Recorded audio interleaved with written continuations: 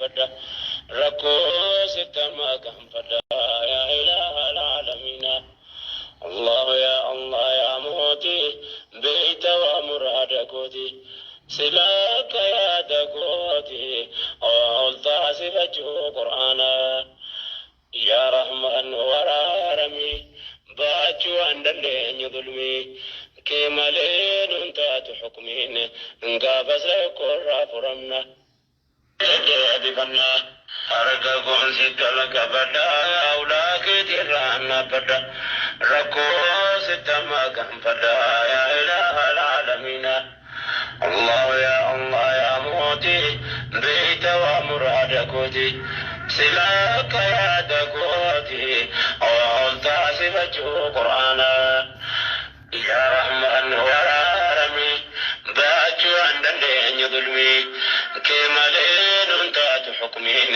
انقابس قرى فرمنا يا ربي أبا غلطا شكرين ولا تزني مؤمنك نماسني دمي سيقرى قرآن الحمد لله ربي كنتاني أمة نبي كراساني لندابي يوسع بالملكونا فارونجي يا إلهي الحمد لله الران قيسي والله وموسي قدات فنا الله والله يا ربي أزل كل قلبي جاندي أكير ندابي ديني كين خدمنا مولا يا رحمن يا رحيم ملك القدوس يا سلام كيت موت من زلالم توكي جمع كتركنا نترجم يا ربي جباك توقفا ندبا كان كدانا ما تدبا سرق مع البربان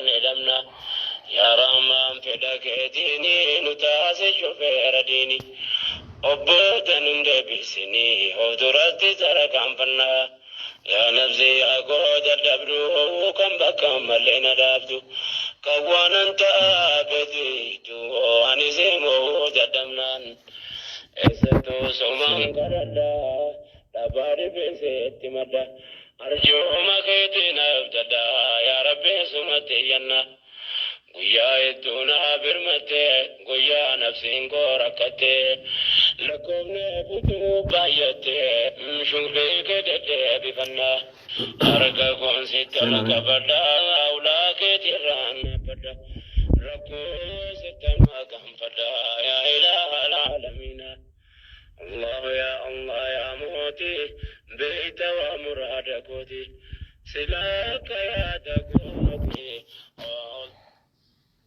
الحمد لله ربي كنتاني أمة نبي كراساني لندابي يوسع بالملكونا فارونجي يا إلهي الحمد لله الران قيسي والله وموسي قدات فنا الله والله يا ربي أزل كل قلبي جاندي أكير ندابي ديني كين خدمنا مولا يا رحمن يا رحيم ملك القدوس يا سلام كيت موت من زلالم توكي جمع كتركنا نترجم يا ربي جباك توقفا ندبا كان كدانا ما تدبا سرق مع البربان لمنا يا رحمن فدك ديني نتاسي شفير ديني أبوتا نندبي سني هدرت زرقام Yes. Aye. Sena.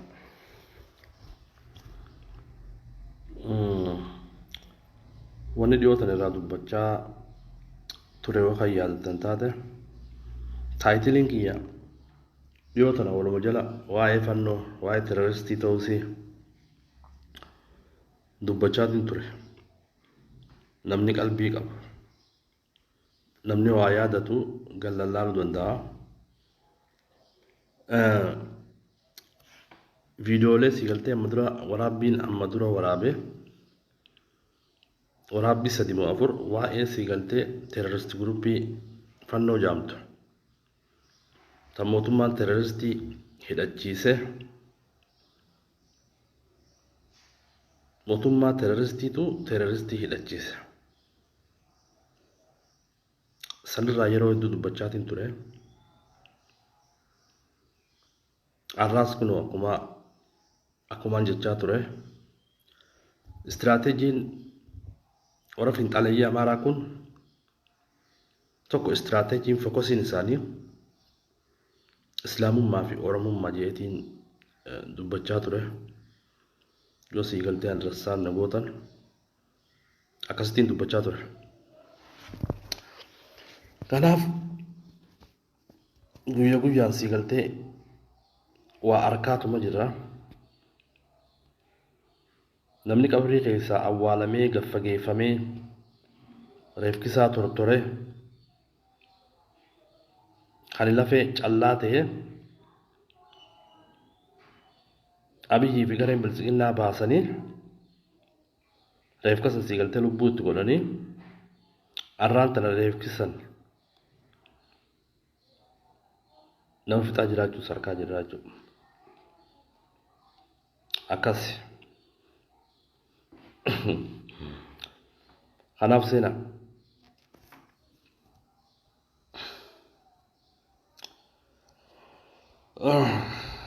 kanaaf gaa assalaamu alaykum warahmatullaahi wabarakaatu jira jirtuu kabajamtoota hordoftoota keenya akkam jirtan nagayaa akkam soomanni duraa ba'uuf deema rabbiin siigaltee warra soomana keeri soomanni kun qabu irraa arkate rabbiin waa godhu guyyaa kabajamaa guyyaa leelati qadriisa rabbiin siigaltee nu haa qunnamsiisu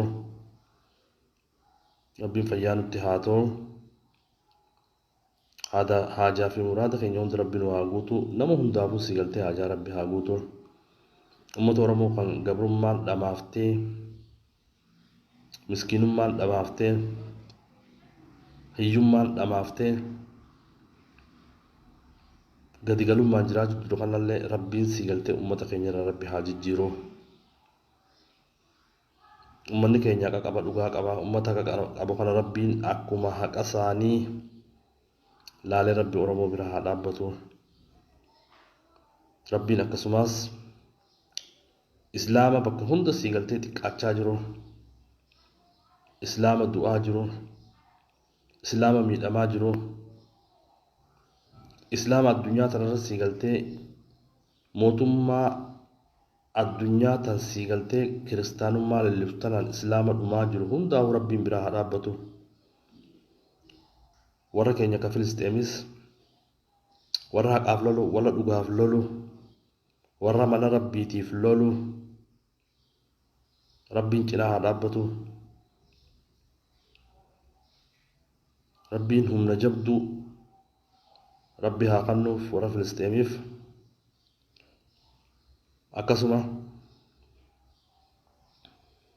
ummata islaamaa kan guyyaa tokko siigaltee islaama addunyaarra baqatee hin beekne keessaafuu araba baqatee hin beekne arraan tana siigaltee warri weestarniitii fi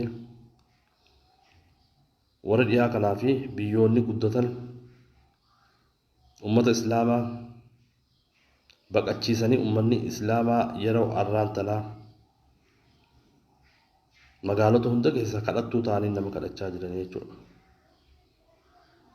ummata kanallee rabbi haa gargaaru rabbi mana isaaniitti isaan haa deebisu especially warra Siiriyaa kan siigaltee biyya Afrikaa tana keessa faffaca'ee ilmaan qabatee waraqaa maxxanfatee kadhatu rabbiin siigaltee bakka khayrii haa qubsiisu akkasuma warra Filisxeem kanallee rabbiin cinaa haa dhaabbatu rabbiin du'a Filisxeem amma booda rabbiin nu dhageessisin rabbiin nu garsiisin warra diina Filisxeemtee diina islaamaa ta'e hunda rabbiin siigaltee dhabamaa haa godhu akkasuma siigaltee ummanni keenya ka islaamaa ka'umsi siigaltee kadhaadhaaf islaamaa waan mude kana beeku qaba hoggantoonni islaamaa kan silaa dhugaa qabu kan silaa haqa qabu kan silaa tokkummaa islaamaa irratti dalagu arraan tana siigaltee warri weestarniitii fi biyyoonni guddatan irratti dalaganii dhabamsanii jiran jechuudha. Kanaaf islaamni yeroo arraan tanaa jiru islaama tokkummaa islaamummaa warra beene ergamtuu yahudaa ergamtummaa yahudummaa arraan tana bu'aa fide keessa ummata islaamaa hadhaan beene hadhaa barsiisanii ummata islaamaa katakkaa baqateen beene baqarratti jiran ummata islaamaa kanaaf baqatanaa fi islaamaa hadhaa tana jala rabbi nu haa baasu. Kana ummata islaamaa Itoophiyaas rabbi aanassaru hanumaan jechuu barbaada. Gama siigaltee ajandaa kiyyaatti yeroon deebi'u guyyuma guyyaan siigaltee biyya Itoophiyaa tana keessatti waa hedduu argaa jirra. Waa hedduu dhagahaa jirra. Wanni nuti dhageenyuu fi wanni nuti arginu waan ajaa'ibaati. Waan ajaa'ibaati. Kanaaf wanni argaa jirru amata lama dura amata lama sadii warri fiinxaalayyee kun bifa jijjiirratanii yeroo siigaltee naannawa mooxaa sanitti masgida 35 guban mootummaan Itoophiyaa Phiiphiin hoogganaan biyya bulchu Abiy Ahmad asbee irraan dubbanne waa'ee masgida sanii waa'ee masgida gubamuu sanii irraan dubbanne waa'ee mana daldaltoota muslimaa kan gubatee san irraan dubbanne kun siigaltee koomsa guddaadha. Masgidni arra gubate kun kan Gondar keessa gubate kun kan hoggaa lama dura siigaltee gaggeeffamerraa tarkaanfii tokko fudhachuu dadhabuun arraan tana waan fide beektu laal lubbuu namaa nama 21 akka baatu godhe dhugaa dubbachuudhaaf waan akka malee nama gaddisiisaati waan akka malee nama dhagaamaati. Silaa mootummaan yakka kaleessa siigaltee naannoo Amaaraa keessatti dalagame mana rabbii warra gube san silaa seeraaf dhiyeessee silaa tarkaanfii seeraa kan irraa fudhamtu taate arraan tana siigaltee itti deebi'anii islaama Gondar keessa jiruu fi masgida rabbi hin guban ture.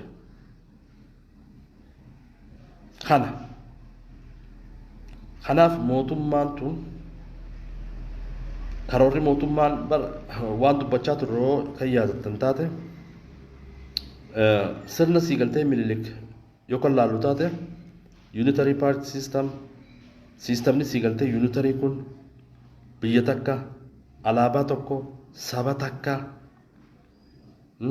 amantii takka qabxii tana laala amantii takka kan jiru karoora siigaltee biltsiginnaan tumattee deemtuun keessaa takka jechuudha. Amantii takka amantii kiristaanaa ortodoksii haa ta'u pirotestaantii haa ta'u amantii san siigaltee olaantummaadhaan Itoophiyaa keessatti amantiilee biraa ukkaamsitee akka jiraatan godhudha.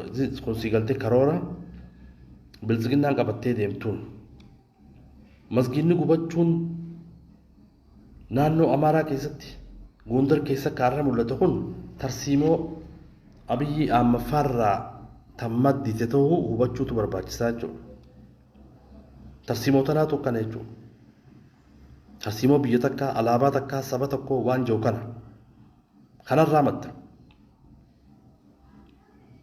Silaa tarsiimoo isaa ta'uu baatte maaliif masgida 35 yeroo gubatu mootummaan kun gabbee maaliif tarkaanfiin fudhatiin? Maaliif ibsa gaddaa Prime Ministeriin gabbeen kannin? Maaliif ejjennoo takka yookaan waan takka hin godhin mootummaan kun? Waan takka hin goone dhugaa dubbachuudha. Ibsa tokkoon kan warra masgida gubee fi mana daldalaa gubate san kan islaamaa kan guban san sanirraa ibsi tokko kabee hin jiru. Kanaaf mootummaa tanaa fi fannoon garaagarummaan qaban dhugaa dubbachuudhaaf fannoo kan bobbaasaa jiru kan meeshaa itti hidhee Oromoo sakka ajjeesan godhaa jiru lafa Oromoo akka saaman ka godhaa jiru kun dhugaa dubbachuudhaaf mootummaadha. Mootummaan akka malee hidhachiifte. Yeroo uummanni Oromoo bal'aan miliyoonni 60 ablee takka manaan qabne fannoon Amaaraa siigaltee meeshaa xiqqoo irraa ilaanqa guddootti hidhatanii arraan tana hidhannoo bira kutanii onneen guute lafa Oromoo ittiin saamuudhaaf Islaama masgiida Rabbii ittiin guggubaa jiran jechuudha. Meeshaan kaleessa siigaltee bilisiginnaan itti hidhachiifte. Kanaaf warri kun warra siigaltee of tuulummaan guutame warra nu malee Amaara malee sanyii Minilik malee sanyii Teediroos malee Itoophiyaa keessa namni jiraachuun qabu warra jiru Ortodoksii malee Pirotestaantii malee Kiristaana malee biitii Itoophiyaatu siigaltee Islaamaatu jira biyya tan keessa jechuu warraan feene warra siigaltee olaantummaan roga hundaanuu tan siigaltee nafxanyootaati tan Amaaraati warra jiruutu arraan tan siigaltee mootummaan gurmeessee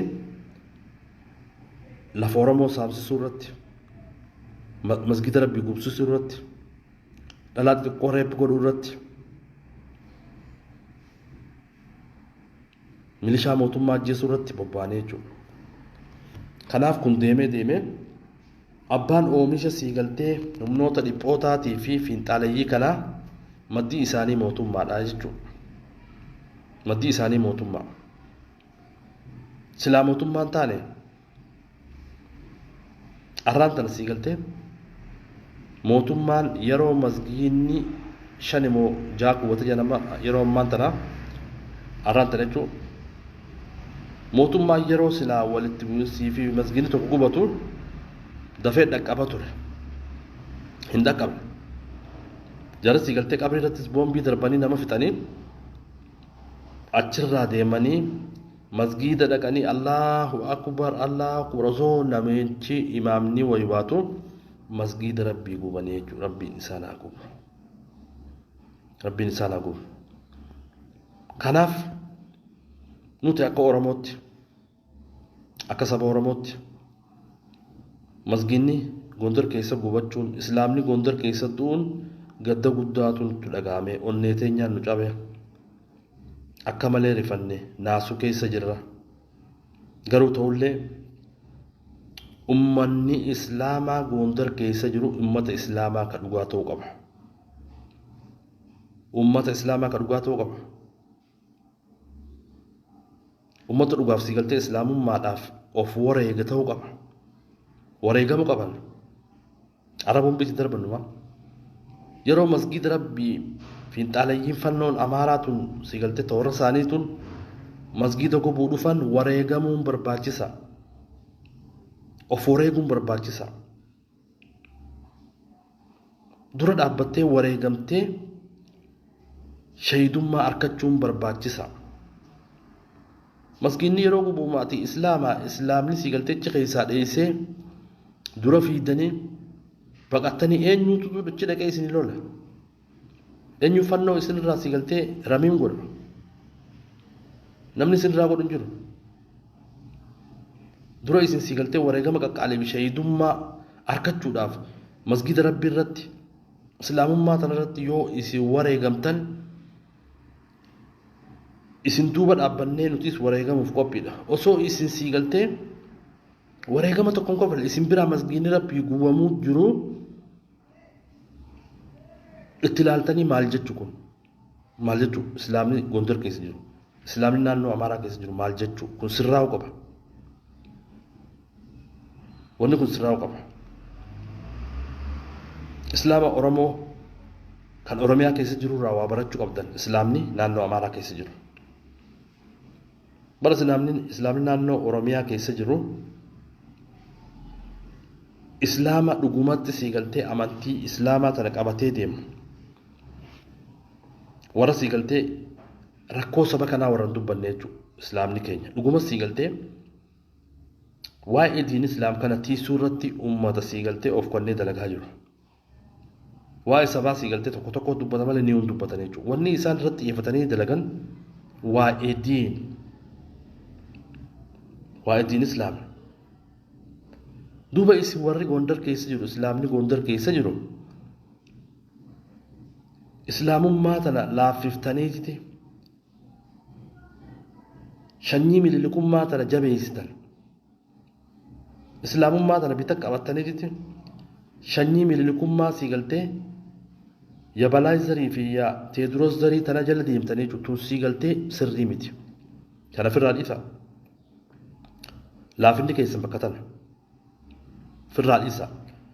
Sheekonni Oromoo koon lakkan laaltu taate sheekota dhugumaan sii galtee karaa rabbii qofa irratti xiyyeeffatee karuma rabbii dalagu amma Oromiyaa keessatti.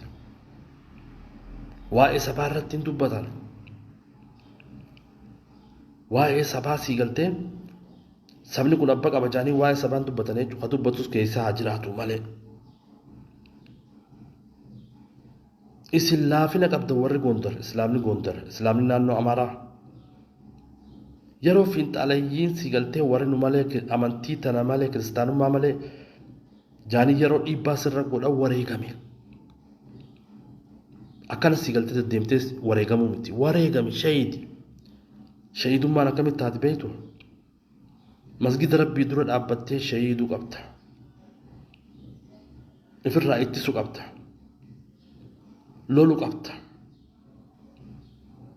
Ati dheessitee ati masgida rabbii fannoo dura dhiiftee fiidee madarasaa rabbii fannoo dura dhiiftee fiidee duuba islaama Oromiyaatu uchi dhaqee isinii lola kun sii galtee sirraa'u qaba. Sirraa'u qaba. Tarkaanfii barbaachiftuu fi sii galtee ittisa ofirraa godhuun barbaachisa. Eenyu ka godhu isinii godhuu qaba warra Gondar islaama Gondar. Islaama Gondar keessa jiru kan islaamaa jechuudha. Dhugumattiin islaam jala deemuutu barbaachisaa jechuudha. Dhiisa yamillik zarii yaammachuu dhiisa. Teediroos zarii yaammachuu dhiisa. Yaxaayituu zarii yaammachuu dhiisa. Mizaanni keessan gisee ka islaamummaatii fi ka xaayitummaa fi ka teediroosummaa yeroo mizaana irra kaayan islaama keenya kan naannoo Amaaraa kana mizaanni keessan kan teediroosummaa fi milikummaa jala irratti mizaana kaaftanii jechuudha. Islaamummaa tan akkuma laaftuu takka laallattan. Kanaaf har'aan tana warri keessan warri fannoo jaamu kun fiinxaalayyiin yookaan shiftaan tun isin kana waan tahan arkaniiti sababa keessanii masgiinni rabbiillee gubachaa jira jechuudha. Kun sii galtee sirraa'uun barbaachisa. Wareegama kafaluun barbaachisa. Wareegama kan kafalu dura ummata naannawa masgiidaa jiru sana guutuun sii galtee ummata islaamaa Gondar keessa jiru rafuun hin barbaachisu jechuudha. Ha'iiti if wareege. Yeroo masgiida kee guban, yeroo quraana kee guban, yeroo qabeenya kee guban irratti wareegamuu qabda kaatee. Ati wareegamtee falmii haqa keetiif falmannaan islaamni Oromiyaatii fi islaamni biyya Itoophiyaa guutuun si bira dhaabbata. Ati wareegaman kafaltu eenyu si bira dhaabbata. Kanaaf si galtee bakka tana sirreessuutu barbaachisaa jechuudha. Baandiraa lumuutti qabattee giti huccuutti fi martee koofiyyaa kaayyattee hiriira baata.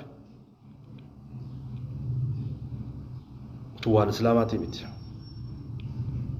Barjarri keenya sheekonni naannoo teenyaa naannoo Oromiyaa alaabaa adda bilisummaa Oromoo alaabaa Oromoo qabatanii bar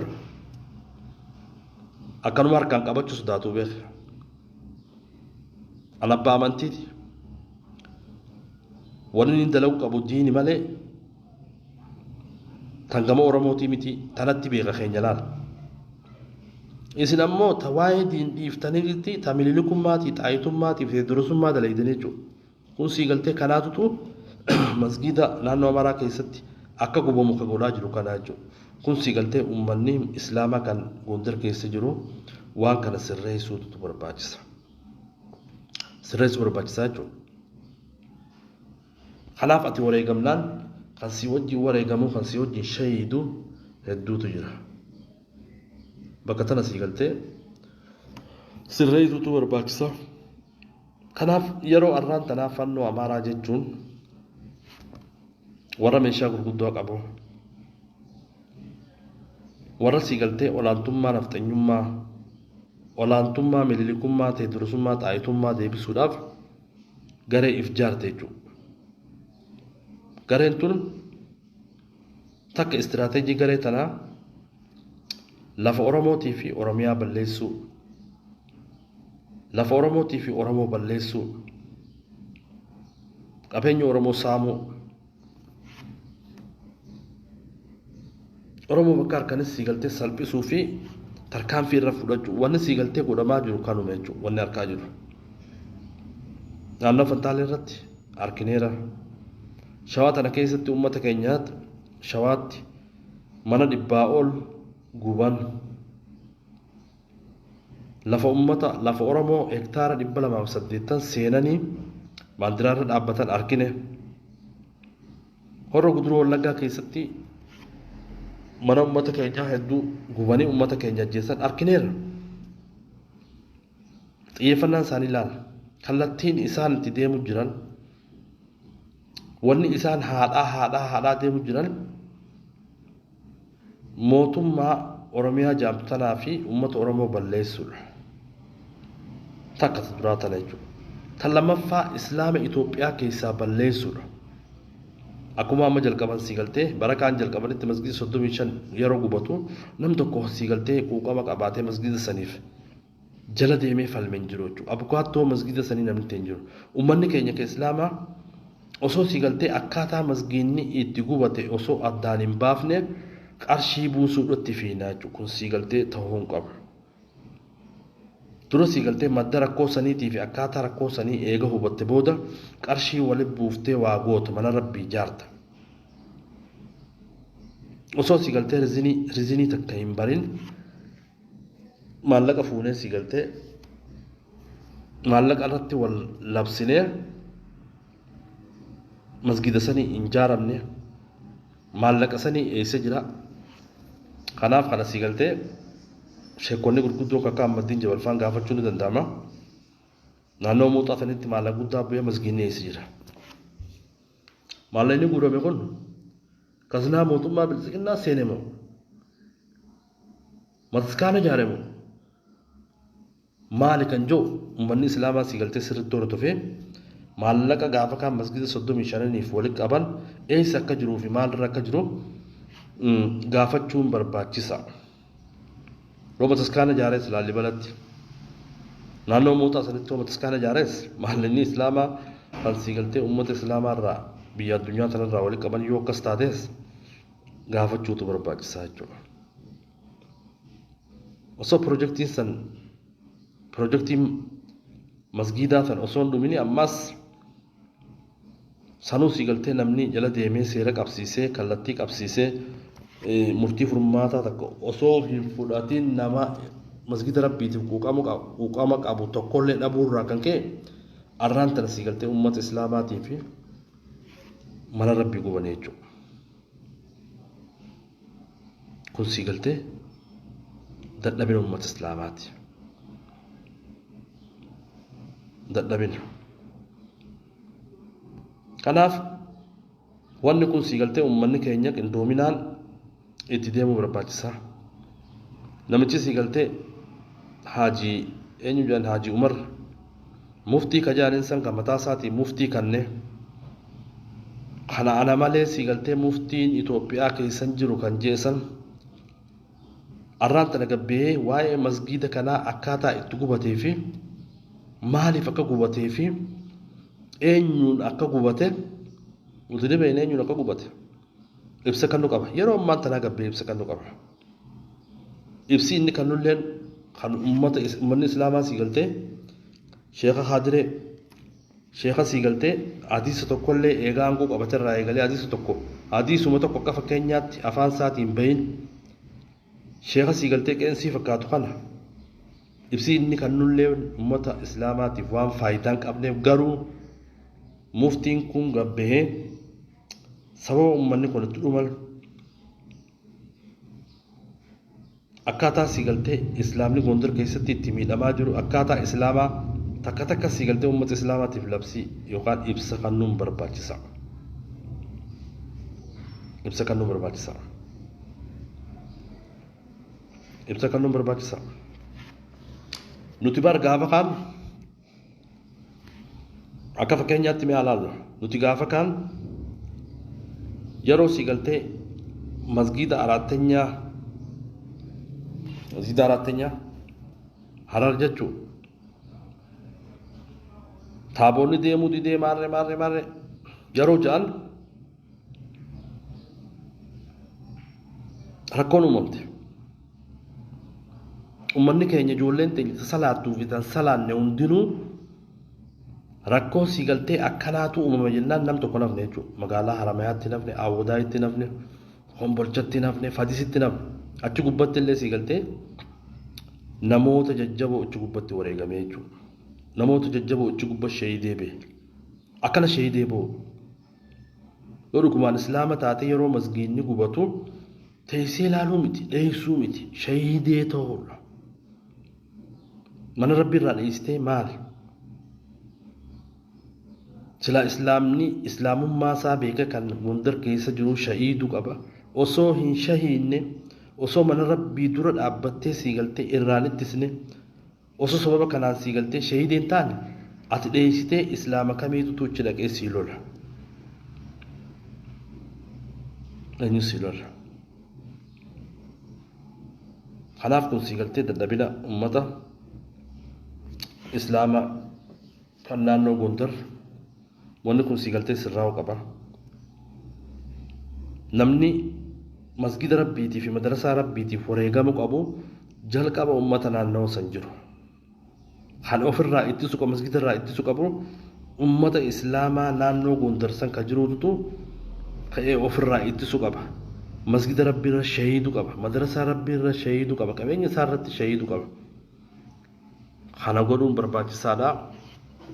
Yeroo warri jiru shahidummaa fi mana rabbii eegumsa irratti wareegamanii kufan islaamni guutuun Itoophiyaa keessa jiru isin duuba jira beeka. Isin duuba jira. Isinitti himaan jira. Yeroo siigaltee osoo siigaltee lolli akkamma gondar keessaan ka'e kan osoo hin ta'iniyyuu adaree tana keessa bar ijoolleen teenya naannoo Haramaayaa fi Awwadaa irraa miilaan adaree dhaqanii beeka. Naanafadhu jechaa. Tana siigaltee islaamummaan tana. Rabbii jecha woo wareegamne maaliif jecha shahidda? Mana rabbii itti suurratti woo wareegamne maali? Madarasaa rabbii itti suurratti yoo wareegamne maali? Shahidummaan ati barbaaddu tamne. Shahidummaan afaanii miti. Yeroo siigaltee namni mana rabbii balleessuu dhufe dura dhaabbattee ittisu. Kana jechuudha. Kanaaf waa'ee diin islaam tiisuu irratti akkumaan reefu jeetti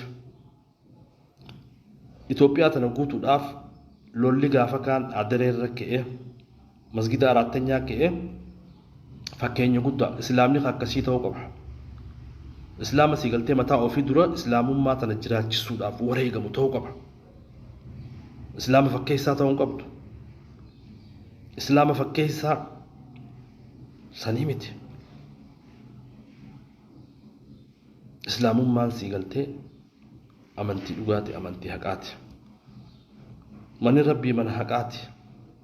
Mana ittiin keessatti diin gaggeessan. Madarasaan rabbii mana haqaati. Mana ittiin diin keessa gaggeessan. Nama kana balleessuu deemu dura dhaabbattee yoo hin shahiinne yoom shahiduu deemta. Kun siigaltee islaamni gondar keessa jiru of laaluutu barbaachisaa. Waa'ee mililiqummaatii fi teedarosummaa keessaa baha. Diin qabadhaa malee waa'ee gosummaa, waa'ee mililikii fi waa'ee teedaros jala deemuun kasaaraa fiddi. Wanni kasaaraa fidees tana jechuudha. Akkaataa amantiin islaamaa hayyamtutti waa'ee diinii fi diin babal'isuu fi shari'aa rabbii babal'isuu irratti dhiiftee jirti gama sabummaa keetii gorta islaamni naannoo amaaraa keessa jiru kun sii galtee it is wrong kun sii galtee sirraa'uu qaba islaama oromiyaa irraa waa fudhachuun barbaachisa waa barachuun barbaachisa kanumaan jechuu barbaada mee namni jirtan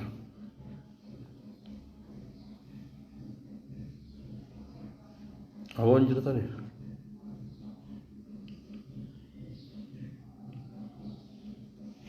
hin jirtani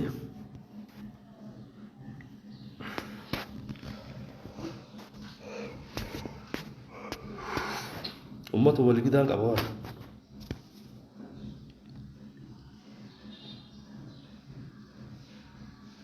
awo akkasii rabbiin sii galtee haqaa islaama haa baasu wanni guddaan sii galtee biyya tana kasaaraa jiru biyya Itoophiyaa tana laaqu jiru wanni biyya Itoophiyaa tana sii galtee rokko keessa galchuu jiru biyyiti Itoophiyaa tun waan lama ofirraa eeguu dadhabde biyya Itoophiyaa tana gaddaafaan yookaan rakkoon gadadoon lolli tasgabbiin dhabamuun sii galtee waan lamarraa